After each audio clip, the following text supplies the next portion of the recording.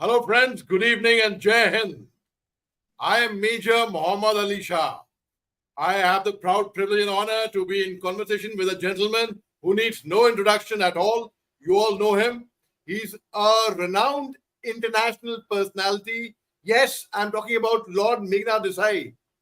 I had the honor to be with Lord Meghnad Desai on NDTV in the year 2012 on a show with Barkha Dutt. And since then, I have been admiring the Lord. And he is a professor emeritus at the London School of Economics. He was conferred with the Padma Bhushan Award by the government of India in the year 2008. He moved to London, and let's hear about his inspirational journey from him. Sir, Jai Hind, and thank you very much for taking your time, sir. Jai Hind. Thank you, Tell sir. me. So let's hear about your inspiration journey, sir. How you moved to London and how it all happened for you over there, sir. Okay, I studied in India till I was 21. Uh, I'd got an MA by then. I got my MA at 20, and then I was supposed to take the IAS exam, but that required me to be at least 21. So for 1 year, I was registered for PhD. And while I was registered for PhD, somebody suggested I should take the graduate record examination for going to America. Well, I took it and I did very well in it. So I got a fellowship offered to me by University of Pennsylvania, which is the only university I had applied to. So I decided not to do IAS, and I just basically came to America in 1961. So then I finished my PhD in 2 years there. I was supposed to take 4 years, but I finished in 2 years. And then I moved to Berkeley, California with a job. I had an H-1B visa. So I got a job for 2 years. After those 2 years in 1965, I didn't get a green card because it was in those days Vietnam War was on, and if you got a green card, you were liable to be drafted. So I decided I didn't want to be drafted in that war. I'm not a pacifist, but I didn't want to fight that war, so I moved to London. So I became a lecturer at London School of Economics in 1965, and I've stayed there ever since. Wow, sir. So you have contributed a great deal to the Indians in UK. In fact, you have always helped out. You have a solid reputation. Everyone swears by your name. I mean, the friends I have in London, in UK, they always say that you know Lord Meghnad Desai personally. Could you help me connect with him? So my niece graduated from the London School of Economics. She's doing exceedingly well right now in the Uh-huh. UK. Sir, tell us about your experience with the Indians who are in UK who approach you for help, sir.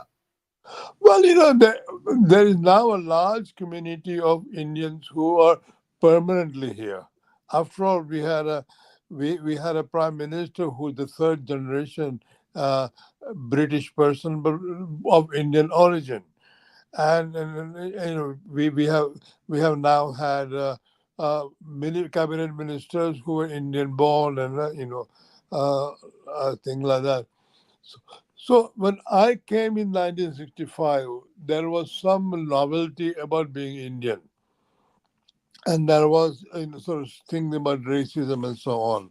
But now I think everybody absolutely accepts Indians, and there are Indians in Parliament, there are Indians in the House of Lords, there are Indians in the arts, there are Indians on the BBC. You know, Indians are no longer a curiosity. Indians may think they are a curiosity, but Indians to the British are not a curiosity. And there's in the House of Lords itself, there are probably 10 to 15 Indians, which was very unusual. I was the first. I know I was the second Indian after Srila Flather, who was the first Indian. She was a conservative peer, and I followed as the first Labour peer. Now we both got there in 1991, and now there are at least 15, if not more, people here. So in a sense, London is like home for Indians. You can get Indian food, you can get Indian shops, you can get Indian friends. But obviously, what I have done since I arrived here is leave all that Indianness and become as close to the natives as possible. This is what I did in America. I said, I'm not going to live with other Indian students. I'm just going to go and try to become as American as I can. Because it is no good if you're living somewhere abroad. And so I don't want to mix with the natives because I have no respect for them. And they're all untouchables anyway, and therefore I want to only be associated with my fellow Indians. That would be a wrong attitude. So I think they have to stop all this thing about loving other Indians and get known to other British people. Right, sir. So, and how often do you visit India from UK, sir? And Quite, when was the quite, last quite you visited often. India? Quite often. This year, I have been in India at least 6 months. I was there between April and August because I needed some medical care. I just came in August for a few days. Then I came back to India in all of August. I just come back in early September. Now I will probably be here till mid October, and then I'll come to India again. So I keep on back and forth between here and India now So because that's because so my nice. That's my, my health my health requires it. sir. So, and what is the difference you find in terms of the law and order, in terms of the crime ratio in India and in UK? Crime in the sense, I'm not talking about theft and dacoity. I'm talking in terms of corporate theft, in terms of cheating. When you, supposing you hire somebody in a company and you cheat an employee, so that's also a crime. So, what is the difference you find between the crime ratio in India and in UK, sir? You know what I Well, mean, sir? I haven't actually lived in India very much, and while the people talk about people like that being cheated in India and so on, what little experience I have in India, I have found people perfectly all right. But I think in a sense. It's a kind of thing very hard to talk about because if you read newspapers, they only report the bad news, crimes and murders and things like that. They never report 99% people are honest. They only report the 1% who are not honest. So it's very hard to judge. I mean, I have had no adverse experience in the 60 years I have lived here. And I'm sure there are people in India who have had a similar kind of thing. But I mean, while I was in India, I had a perfectly good upbringing. Nobody cheated anything. I had no problems of theft or anything like that. So my experience of India was a very good experience of India. Pandit Nehru was prime minister at that time, and when I left in 1961, I had the fond memories of India. So, and even now when I come back, I find India a very optimistic, confident, solid place, which is growing at a very fantastic high rate, and all the world is pouring money into India for investment, and so I think India is a success story. So that's very nice, sir. I had the honor. India. Let me put it this way: India is much more of a success story than UK is right now. UK right now is very depressed, stagnant, and we have a new government which is having problems. Whereas India has all the confidence and all the sort of dynamic movement, which is very admirable. Sir. So I had the honor to interview Lord Rummy Ranger. In fact, Yeah, who had very very high regard for you, and he was remembering you, of course I know him. Of course I know him sir. very well. Sir, he was remembering you very very fondly. In fact, so he, in fact, he was in India recently, and he had very very good things to say, sir. Sir, any message you would like to give to Indians who want to migrate to UK to settle down, sir? I think basically, as I was saying before, when here, try to mix with the local population, see how they behave. Don't just live in the ghetto of other Indians. Don't just insist that you only eat Indian food and only have Indian friends, only wear Indian clothes. Of course, you can do all that. There are a lot of people who just do that. But that is missing the whole experience of living here. The nice thing about living here is that it's a very multiracial, cosmopolitan place. But let just make you one example. Imagine encountering a Afro-Caribbean person, a black person. The first reaction Indians have is they don't like it. Ye kale log hai. Which is racist. Basically, it's racist. But so Indians have to avoid all that. They have to get used to the fact that these people are as much citizens of UK and as much other human beings as we are. And so they should, as it were, not not immediately decide that they only talk to white people and not to black people. And they have to be very broad-minded and live like everybody else. And there's a lot to gain from being here because this is a fantastic place. Very friendly, very nice, very beautiful place. Sir, sir, and before I let you go, sir, I would like to ask you, who any Indian you met in London who hasn't come to India for the longest time, and if you would ask him, oh, you haven't come to India for 2 years, 3 years, 4 years, 5 years, 10 years, how many ever years, 14 years or whatever. What is the longest you have met an Indian in UK who hasn't visited India for the longest time? I have absolutely no idea. I'm sorry. Okay, sir. I don't keep records like that. I don't ask people when did you last visit India or anything like that. We don't talk about India. We talk about each other. We talk about Britain because we live in Britain. We don't live in India. So we don't hark back to, oh, I haven't been to India for 2 years. I'm feeling lonely. I've never felt lonely like that. So I think my message is when you're there, when you're in any other country, try to behave like the natives.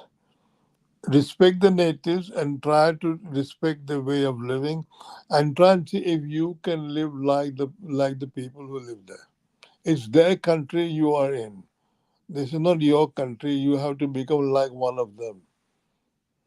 So Exactly, sir. Like as the saying goes, I am British when I'm here. It, when correct, when sir. I when I first got into the House of Lords, a lot of people said, "Will you go and defend India's interests?" I said, "No, because I'm a British parliamentarian. I'm not an Indian parliamentarian in Britain. I'm a British parliamentarian of Indian origin. So I, as a British parliamentarian, I have to worry about British interests, not about Indian interests." You see, I Correct, mean, sir. one has to have one has to whatever my origins, whatever my roots. I have to be here, a citizen here. I'm a citizen of UK. I'm a UK passport holder. I'm no longer an Indian passport holder. So my first duty is to be quite sure that I perform my duty properly with respect to the country which has accepted me.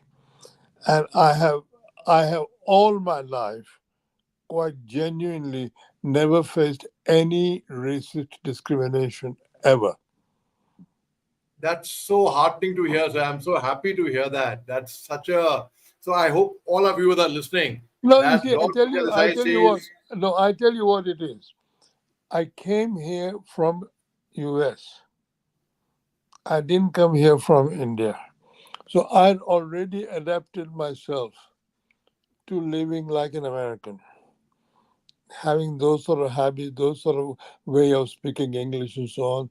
So when I came here, I wasn't saying, oh, I'm an Indian.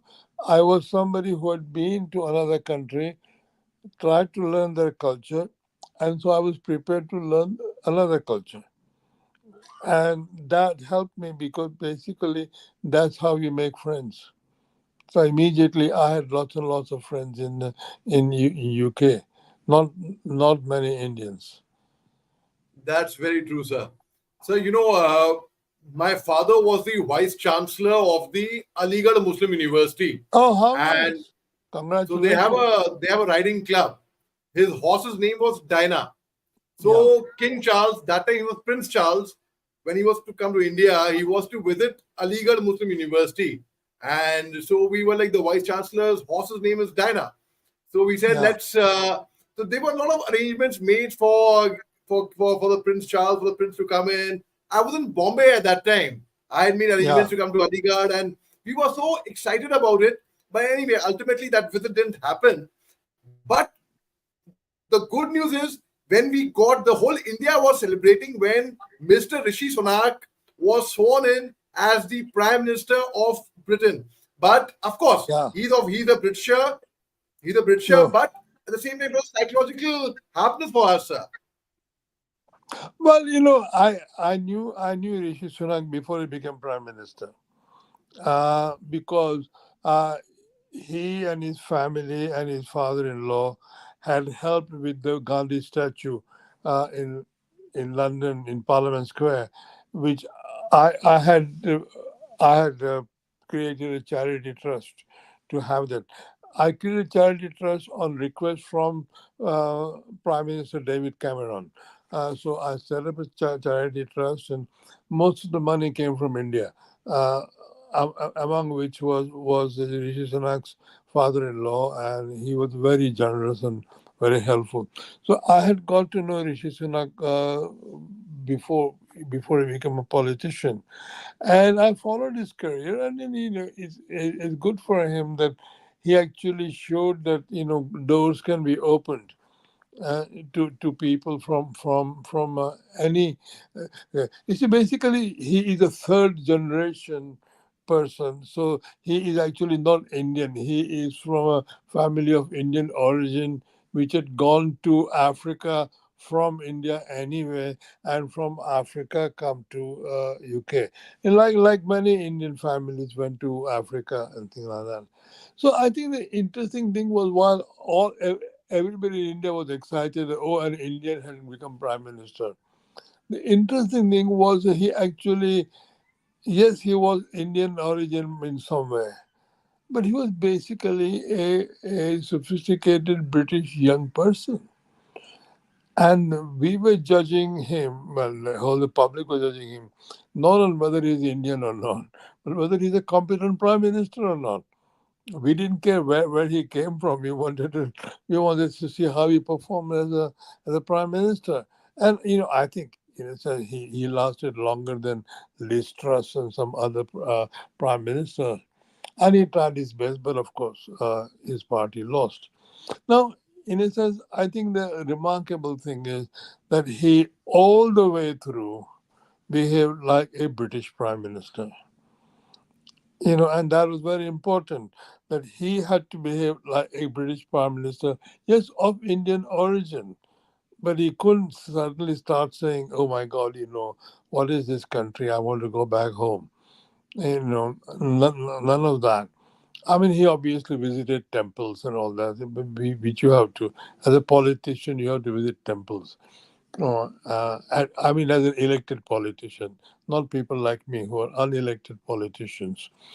We don't have to visit temples. But he was very competent person. He performed very well, and in a sense, at some stage. Obviously, he is no longer leader, and I mean he's going to give up being leader as soon as his party elects a new leader, but they're doing it this weekend. So we shall see what happens, but I think he will be remembered for having been prime minister for nearly 2 years, and that in his party is quite a nice record, and maybe he will write his memoirs. But he was a very successful chancellor of the exchequer, and he was very successful prime minister. Right, sir. Sir, it's been so wonderful, and I thought I'll keep this interview till about 18 minutes because 18 minutes is like the TEDx time and we being an international TEDx speaker. I thought I'll keep it, but it's been wonderful and it's been very kind of you and very, very Thank you. magnanimous and very Thank generous of you to have taken out and given me time, sir. Thank you Thank very you much, sir. Thank you. Have a Take nice care. day, ahead, sir. Okay, take care. Bye. Bye, sir. Always wonderful Bye. interacting with you, sir. And not to forget, Indian Embassy in UK is doing a phenomenal job, commendable job. Hats off to the Indians who are there in the embassy who are holding the fort over there. Thank you very much, Okay. Thank you. sir. Thank you very much. Thank you, sir. Thank you. Take care. Thank you, sir. Take care. Bye, Bye. sir.